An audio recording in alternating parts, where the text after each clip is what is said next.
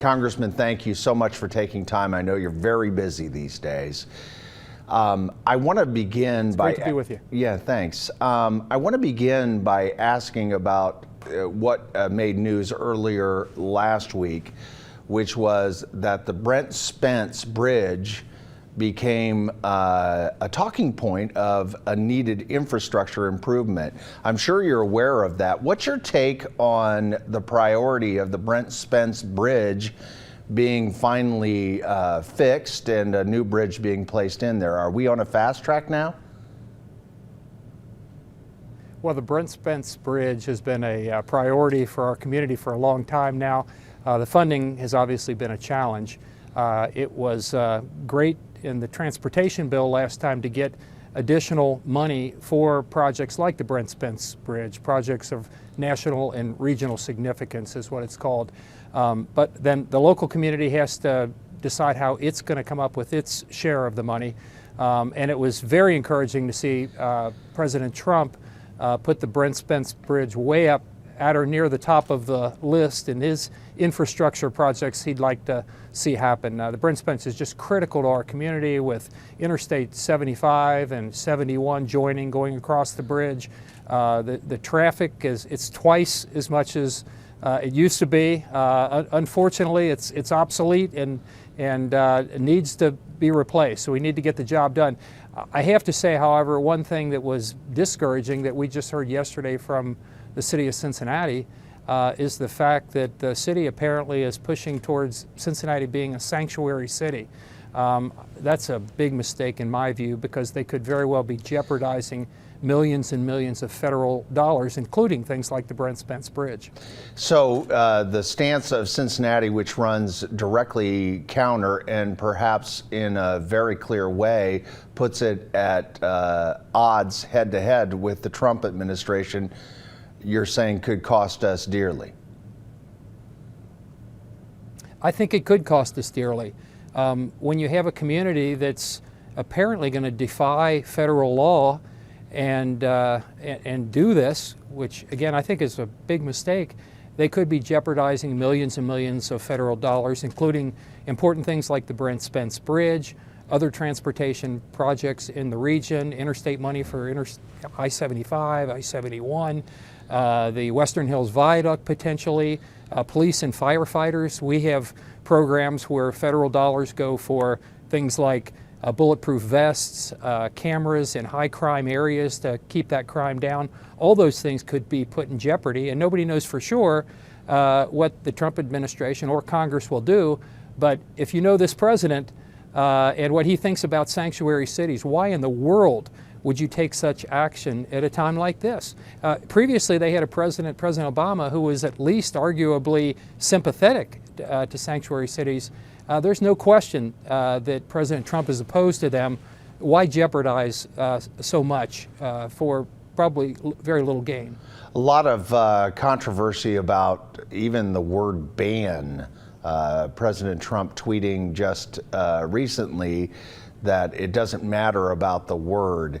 What is your take on the rollout of the limitations or ban of the refugees? Are you in full support of that? Well, our top priority has to be the safety, protection of the American people. Now, was the rollout of this perfect? Absolutely not. They should have coordinated it better. We've got a new administration. They're going to make some mistakes. But the policy itself and what it's trying to do, which is keep the American people safe, I think is the right one. And we need to work through this. We need to make sure that we're keeping out and vetting those who want to come to our countries from dangerous parts of the world, where they either have a government that's not cooperative or no government at all, places like Somalia and Libya. We don't want their problems in the United States.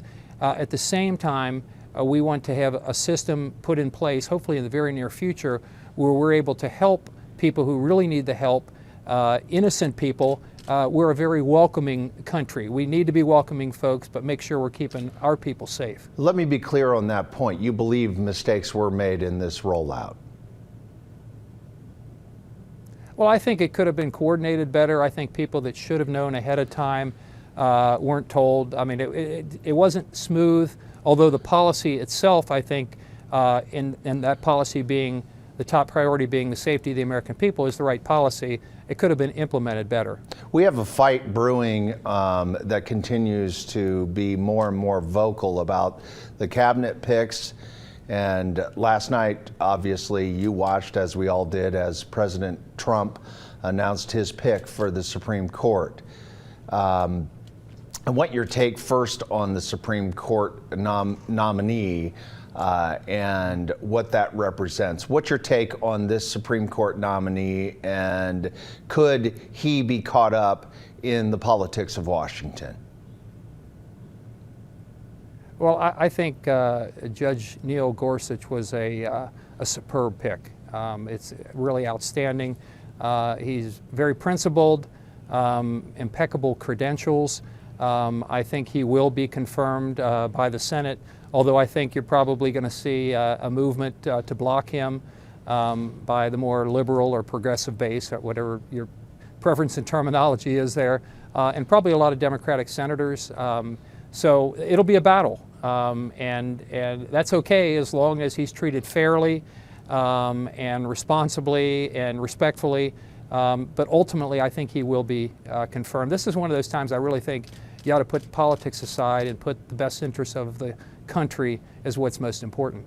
You said that on the rollout, it was unfortunate that that it was not communicated more clearly, and you obviously talked about a new administration and a president who has no experience in government at all. Are you trying to communicate to the Trump administration to help them better communicate or maneuver Washington in a way to get their message much more clean? Is there something that you can do to help them? Well, we're certainly trying to do that. The various committees, both the House and the Senate. I hope both Republicans and Democrats are trying to learn how to work with this administration. But there are examples of early on in administrations, things that get bungled now and then. It happens.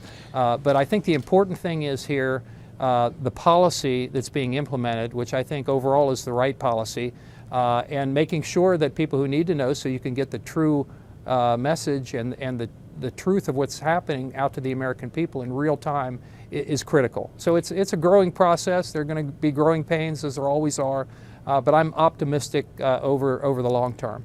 I understand. Last question, Congressman, and thank you again for your time. Steve Bannon has been placed in a critical position, the inner circle of the inner circle. He's in a position in the Trump administration where he can guide on serious national security issues. Are you at all concerned about the placement of Steve Bannon? Well, this is President Trump's choice. It's his prerogative to put in place people that he likes. There's some that have to be confirmed by the Senate. There are others who are not, and he's one that's not. The president has confidence in him. I think a lot of the rest of us are going to look at this over time. He is a Navy veteran, very smart guy. I think a lot of people probably question his views on various things. But if the president has placed confidence in him, then I think we should give him, at least a reasonable amount of time to see if it was a good pick or not. We'll ultimately know. Are you concerned at all about his ties to the alt-right? It's something that whole term, I think most of us hadn't even heard the term, and I think a lot of it was blown out of proportion. But the fact that he is a veteran says a lot to me. The fact that he was successful in business and a whole range of other things, I'm going to give him the benefit of the doubt. But if people step out of line, whether they're on the right or the left, I think there can be consequences. We haven't seen anything like that up to this point, and I hope we don't. I hope he serves the administration and our country honorably, as we hope for all the people within the administration. Congressman, we wish you the best. Godspeed as you go ahead. It is going to be historic no matter how it shakes out. So thank you, and good luck with everything there. Thank you very much.